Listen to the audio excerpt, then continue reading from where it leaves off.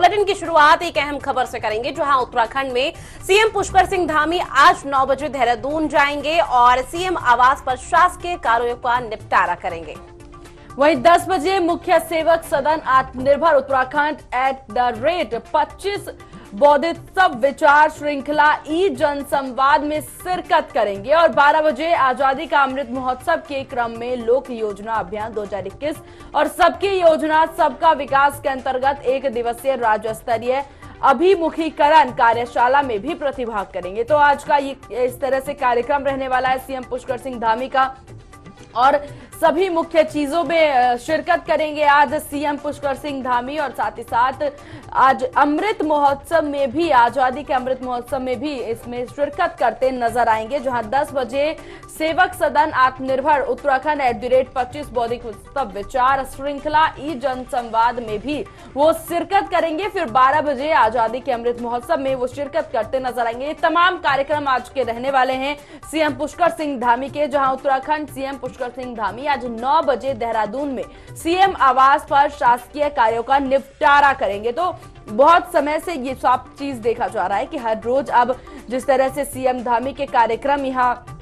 प्रकाशित किए जा रहे हैं और चुनाव भी ऋतु नजदीक है, उसको लेकर के ये साफ तौर पर देखा जा रहा है कि यहाँ पर प्रशासन भी अलर्ट मोड पर है, सरकार भी अलर्ट मोड पर नजर आ रही है और इसी को लेकर के ये तमाम कार्यक्रम आज के सीएम पुष्कर सिंह धामी के रहने वाले हैं। जहां 10 बजे सेवक सदन आत्मनिर्भर उत्तराखंड @25 बौद्धिक उत्सव विचार पे भी वो शिरकत करेंगे। उसके बाद फिर अमृत महोत्सव में शिरकत करते वो नजर आएंगे। उठापटक जारी है सियासत की और यहाँ पर साफ तौर पर देखा जा सकता है किस तरह से वो चाहे जनसंवाद हो या फिर कार्यकर्ताओं से मिलना हो, हर तरीके से यहाँ पर सरकार एक्टिव मोड में नजर आ रही है और पुरजोर कोशिश उनके द्वारा की जा रही है कि जल्द से जल्द हर तरह से किसी भी तरह की कोई गलती ना देखी जाए, किसी तरह से कोई त्रुटि ना रह जाए। और चुनाव नजदीक ऐसे में बहुत जरूरी हो जाता है कि यहाँ पर साफ तौर पर अब प्रशासन एक्टिव मोड में नजर आए और यहाँ पर वो एक्टिव मोड में सरकार नजर भी आ रही है। धामी सरकार द्वारा यही कोशिश की जा रही है कि किसी भी तरह से अब चुनाव में जीत अपनी ही दर्ज करवानी है और इसके लिए उनके द्वारा ये जो कोशिशें की जा रही है, फिर चाहे वो जनता को सौगात देना हो, उसके अलावा जनसंवाद करना हो, फिर युवाओं पे ध्यान देना हो और तमाम दावे और वादे का दौर तो जारी ही है ऋतु। यहाँ पर जिस तरह से उन्होंने बोला कि 2025 तक उत्तराखंड को नंबर 1 राज्य बनाएंगे, उसकी ओर भी अग्रसर ये नजर आ रहे हैं। युवाओं को फिर चाहे वो भर्ती हो, सरकारी नौकरी देने की बात हो, बेरोजगारी दर कम करने की बात हो और इसी के साथ न केवल यहाँ पर सरकार एक्टिव मोड में है बल्कि यहाँ पर विपक्ष भी हमलावर होते नजर आ रहा है और विपक्ष की तरफ से जो हमले बार बार किए जा रहे हैं, फिर चाहे वो जुबानी जंग हो और इसके अलावा देखा जाए अब कृषि कानून को लेकर के जो सबसे बड़ी बहस यहाँ पर छिड़ी हुई है, उसको लेकर के भी हमलावर होती विपक्ष साफ तौर पर नजर आ रही है। और विपक्षियों द्वारा जो सबसे अहम मुद्दा इस वक्त उठाया जा रहा है वो मुद्दा है बेरोजगारी का। बेरोजगारी को लेकर के पूर्व सीएम हरीश रावत हमलावर होते नजर आए सीएम पुष्कर सिंह धामी पे और उन्होंने ये भी कहा कि अब अगर आपने नौकरी दी है तो वो लिखित में होगा और वो मुझे दिखाएं। उसके बाद हमने देखा किस तरीके से बीजेपी नेता सारी जितनी भी नौकरी भर्तियां हुई हैं उसका लेखा जोखा लेकर के प्रेस कॉन्फ्रेंस करते हैं और उस कॉन्फ्रेंस में उनके तरफ से ये दावा किया जाता है कि अब आप बताएं कि कहां आकर के मुझे ये रिपोर्ट दिखानी है, मैं वहां पर दिखा दूंगा। और सबसे बड़ा सवाल इन समय पे जो सबसे बड़ी चुनौती किसी भी सरकार की होगी जो सत्ता में है या फिर जो सत्ता में काबिज होगी,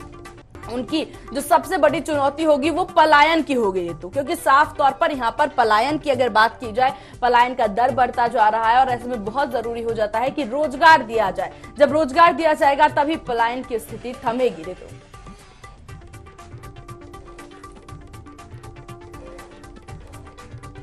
वहीं साफ तौर पर तस्वीरों में देखिए किस तरह से तैयारियां शुरू कर दी गई है धामी सरकार द्वारा और यहाँ पर अब वो जो तमाम इनके कार्य हैं वो करेंगे और आज का उनका कार्यक्रम भी कुछ अहम रहने वाला है। जिस तरीके से 10 बजे वो आजादी अमृत महोत्सव में शिरकत करेंगे और उसी के साथ साथ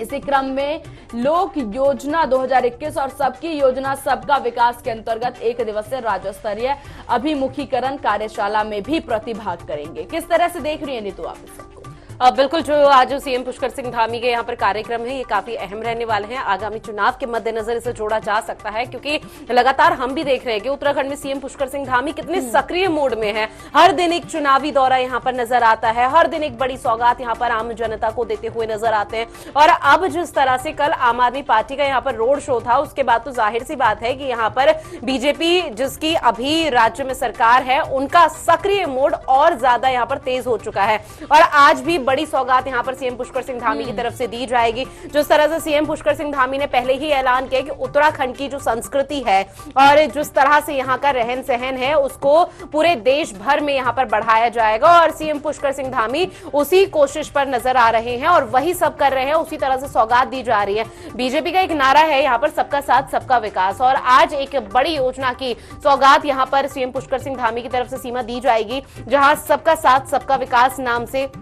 आम जनता से पूछा जाएगा कि किस तरह की समस्या उन लोगों को पैदा हो रही है, किस तरह की समस्या से वो अभी जूझ रहे हैं। फिर उसका निदान तुरंत किया जाएगा, क्योंकि सीएम पुष्कर सिंह धामी पहले भी जनसंवाद कार्यक्रम कर चुके हैं आम जनता के साथ। और आम जनता से जब परेशानी सुनते हैं तो वहां की जनता काफी खुश नजर आती है और ऐसे में जन समर्थन यहाँ पर सीएम पुष्कर सिंह धामी को मिलता हुआ नजर आता है। अब चूंकि आज जो कार्यक्रम है, उसकी रूपरेखा किस तरह से सामने आएगी, ये देखना दिलचस्प है। बिल्कुल।